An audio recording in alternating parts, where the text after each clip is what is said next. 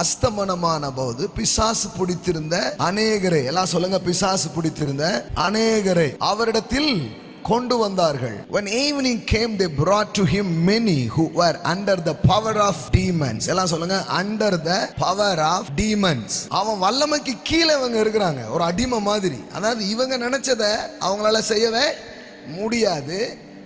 அவன் இவங்களை எங்கெல்லாம் இழுத்துட்டு போறானோ அங்கதான் இவங்க என்ன பண்ணுவாங்க, போவாங்க. மக்கள் வெறும் பாவத்துக்கு மட்டும் அடிமையா இல்லை, சாபத்துக்கு மட்டும் அடிமையா இல்லை, மக்கள் பிசாசின் பிடியிலே சிக்கி கொண்டு இருக்கிறார்கள். உங்களுக்கு புரியணும், அவங்க படிச்சவங்களா தெரிவாங்க, வெல் எஜுகேட்டடா இருப்பாங்க, ஆனா அவங்க எதுக்குள்ள இருப்பாங்க, the dominion of devil.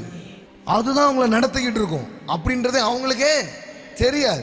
பாருங்களேன், பரிசுத்த ஆவியானுடைய உதவியோடு, பரிசுத்த ஆவியானுடைய வல்லமையோடு அப்படிப்பட்ட வார்த்தைகளை பிரசங்கிக்கும் பொழுது, அப்படிப்பட்ட பிரசன்ஸ் அங்க வரும் பொழுது உள்ள இருக்கிறது அலறிக்கிட்டு வெளியில வர ஆரம்பிக்கும். ஆமென். நான் சொல்றேன், இனி வருகிற நாட்கள் இந்த ஒளிஞ்சுக்கிட்டு அவனால இருக்க முடியாது. எல்லாம் சொல்லுங்க, பிசாசே இனி நீ மறைஞ்சிருக்க முடியாது, நீ ஒளிஞ்சிருக்க முடியாது. உன்னை கண்டுபிடிச்சி உன்னை துரத்துகிற நேரமா இது இருக்கிறது.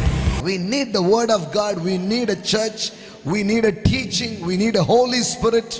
இந்த உதவியோடு இருந்தால் தான் அது பார்க்கவே முடியும். ஏன்னா வேதவசனம் சொல்லுகிறது, தேவனுடைய சாயலா இருக்கிற கிறிஸ்துவின் மகிமையான சுவிசேஷத்தின் ஒளி அவிசுவாசிகளாகிய அவர்களுக்கு பிரகாசமாய் இராதபடிக்கு இப்பிரபஞ்சத்தின் தேவனானவன் அவர்களுடைய மனதை குருடாக்கினான். அப்போ பைபிள் எப்படி சொல்லுது பாருங்களேன், among them God of this world, Satan, has blinded the mind of the unbelieving to prevent them from seeing illuminating lights of the gospel of the glory of Christ, who is the image of God.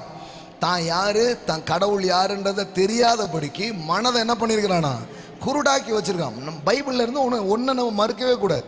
இன்னைக்கு இந்த model world என்ன பிரச்சனைனாலும் அதுக்கு எங்க போயிடுறாங்கன்னா, அது அந்த உடம்புல ஏதோ ஒரு பிரச்சனை, அது இப்படி இருக்குதுன்னா அதுக்கு காரணம் அந்த மனசுல ஏதோ ஒரு பிரச்சனை. எல்லாரும் உண்மை ஒரு சைக்காலஜிஸ்ட் மாதிரி ஆயிட்டாங்க. இயேசு ஒரு மனுஷனை பார்க்கும்போது அதை அப்படி மட்டும் பார்க்கல. நல்லா புரிஞ்சுக்கோங்க, இன்னையிலேருந்து உங்களுக்கு இன்னொரு பார்வை ஒன்று வரணும். நிறைய பேர் அவங்க நார்மலா இல்லாம இருக்கிறாங்கன்னா அது காரணம் அது இல்லை, அவங்கள ஒன்று பிடிச்சி அப்படியே ஹோல் பண்ணி வச்சிருக்குது.